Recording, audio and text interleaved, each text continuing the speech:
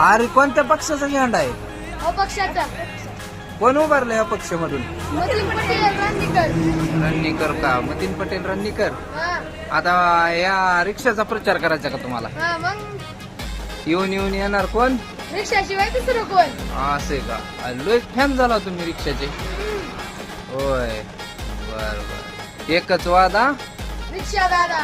हा ठीक आहे. येऊन येणार कोण? रिक्षा दादा दुसरं कोण? हा. रिक्षाशिवाय दुसरं कोण? आता मग काय मतीन पटेलचा प्रचार म्हणल्यावर येतात मग निवडून आता मतीन पटेल. यावंच लागतंय. हा असं आहे का? बर बर.